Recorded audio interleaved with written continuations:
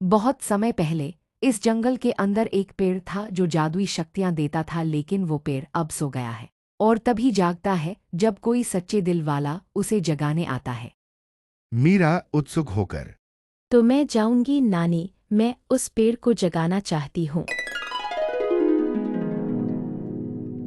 अरे नहीं मीरा, वो जंगल आसान नहीं है। वहाँ एक छाया राक्षस भी रहता है। मीरा, डरने से कुछ नहीं होता नानी, कोशिश करने से सब होता है। मीरा अपने छोटे बैग में किताब, रोटी और पानी लेकर निकलती है।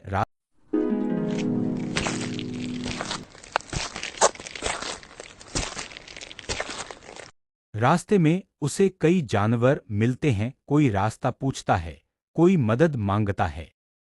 मीरा एक घायल चिड़िया से। तुम घबराओ नहीं, मैं तुम्हारे लिए पानी लाती हूँ। मीरा चिड़िया की मदद करती है। आवाज आती है धीमे से। जो दूसरों की मदद करता है वही असली योद्धा है।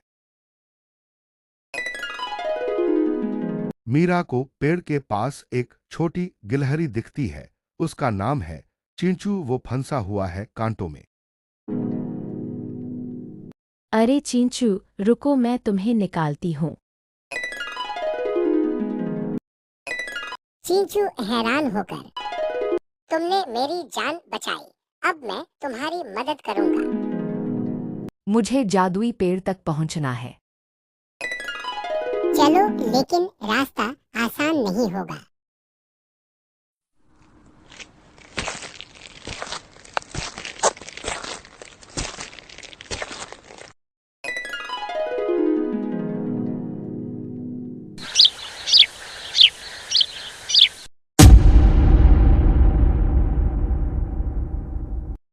पेड़ के पास पहुंचते पहुंचते अंधेरा छा जाता है। एक डरावनी परछाई सामने आती है।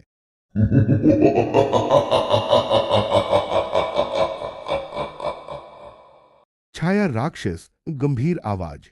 तुम कौन हो जो इस पेड़ को जगाने आई हो? डरी हुई पर हिम्मती, मैं मीरा हूँ। मैं किसी को नुकसान पहुँचाने नहीं आई, मैं सिर्फ ज्ञान और अच्छाई का रास्ता ढूंढने आई हूँ। छाया राक्षस हंसते हुए।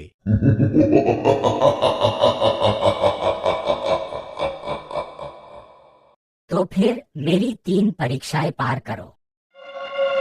एक सच्चाई की परीक्षा। राक्षस मीरा से एक झूठ बोलने को कहता है, लेकिन मीरा साफ इनकार कर देती है। 2 साहस की परीक्षा।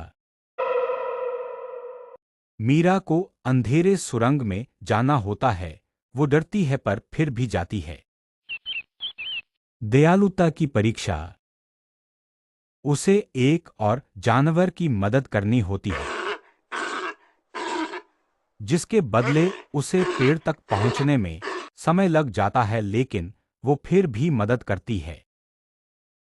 छाया राक्षस, गंभीर होकर। तुमने हर परीक्षा पास की, अब मैं समझ गया।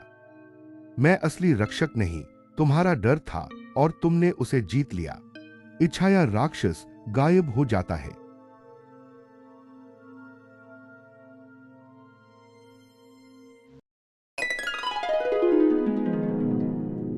पेड़ चमकने लगता है। रंग बिरंगी रोशनी निकलती है और उसकी शाखाएं हिलती हैं। जादुई पेड़, गंभीर लेकिन स्नेह से।